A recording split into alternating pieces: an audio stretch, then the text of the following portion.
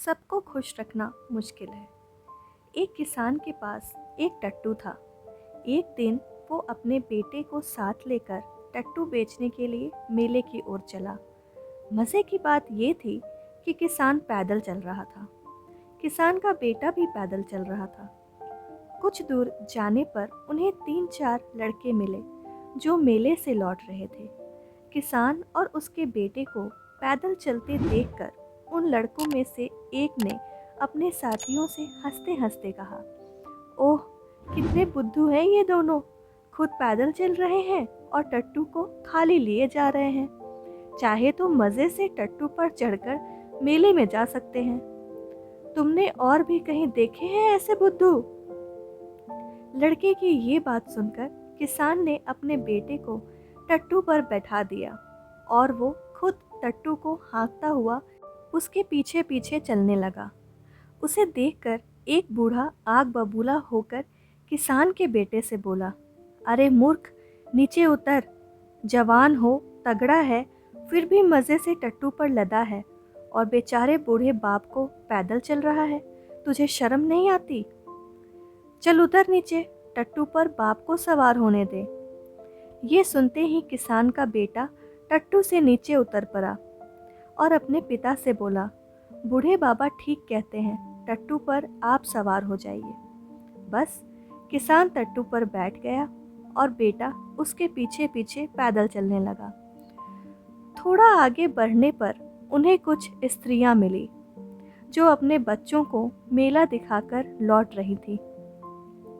उनमें से एक स्त्री अपनी किसी साथिन से बोली, देख तो बहन, यह बूढ़ा कितना निर्दयी है।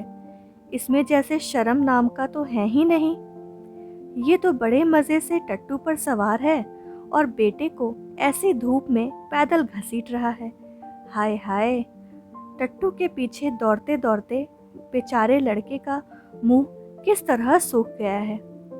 अब किसान क्या करता? उसने अपने बेटे से कहा, आ, तू भी मेरे पीछे सवार हो जा। बेटा फौरन बाप के पीछे सवार हो गया। इस प्रकार दोनों बाप बेटा टट्टू पर चढ़कर आगे बढ़ ही रहे थे कि सामने से एक बाबा जी आ निकले। बाबा जी पहले आंखें फाड़ फाड़ कर घूरते रहे, फिर मुंह बनाकर बोले, अरे भाई, यह किसका टट्टू पकड़ लाए? किसान ने उत्तर दिया, टट्टू तो बाबा जी हमारा है। क्या क्या बात है? बाबा जी बिगड़कर बोले, यह टट्टू तुम्हारा है? शर्म नहीं आती? जब तुम दोनों इस पर इस तरह से लदे हो, इसकी जान ले लोगे तो कौन मानेगा कि टट्टू तुम्हारा है? इस पर किसान बेटे सहित टट्टू से नीचे उतर पड़ा और उसने बाबा जी से पूछा, बताइए अब हम लोग क्या करें? बाबा जी ने उत्तर दिया, सीधी सी तो बात है, जिस तरह तुम इस पर लटक कर आए हो उसी तरह इसको अपने कंधों पर लाद कर ले जाओ, तो हम भी जाने कि यह टट्टू तुम्हारा है। यह कहकर बाबा जी तो निकल गए। मुसीबत में पड़ गए वे दोनों बाप बेटा। उन्होंने पहले तो टट्टू के चारों पैर रस्सी से कस कर बांधे और उनके बीच में एक मजबूत लकड़ी डाल दी। उसके बाद वे उसी लकड़ी के सहारे टट्टू को अपने कंधों पर लाद कर आगे बढ़े। टट्टू इससे कष्ट में आ पड़ा और जोर जोर से चीखने चिल्लाने लगा। रास्ते में एक नदी पड़ती थी जिस पर पुल बना हुआ था। उस समय पुल पर लोगों का अच्छा खासा जमाव था। तब उन्होंने देखा कि दो आदमी लकड़ी के सहारे जिंदा टट्टू को अपने कंधे पर लादे चले आ रहे हैं, तो वे बहुत चकराए। फिर बस उन्हीं की ओर दौड़ पड़े और लगे जोरों से तालियां पीटने। लोगों का यह शोरगुल सुना तो टट्टू और भी भड़का और लगा जान तोड़कर छटपटाने। आखिर उसके पैरों में बंधी हुई रस्सी तड़ाक से टूट गई और वो धम से पुल के नीचे नदी में जा गिरा और गिरते ही मर गया।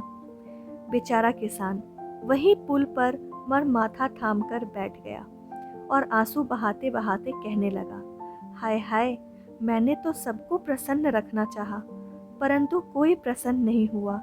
उल्टे मुझे ही इतना दुख उठाना पड़ा और अपने टट्टू से हाथ धोना पड़ा। इसीलिए तो कहते हैं दोस्तों, कभी भी कोई भी काम दूसरों को खुश करने के लिए नहीं करना चाहिए, बल्कि जो सही हो वो करें, क्योंकि सबको खुश रखना मुश्किल है। आशा करती हूँ दोस्तों ये छोटी सी कहानी आप लोगों को पसंद आई होगी। पसंद आई हो तो वीडियो को लाइक, शेयर और चैनल को सब्सक्राइब करके बेल बटन को ज़रूर प्रेस कर दें, ताकि हमारी वीडियो की नोटिफिकेशन सबसे पहले आपको मिले। पूरा वीडियो देखने के लिए आपका बहुत बहुत धन्यवाद।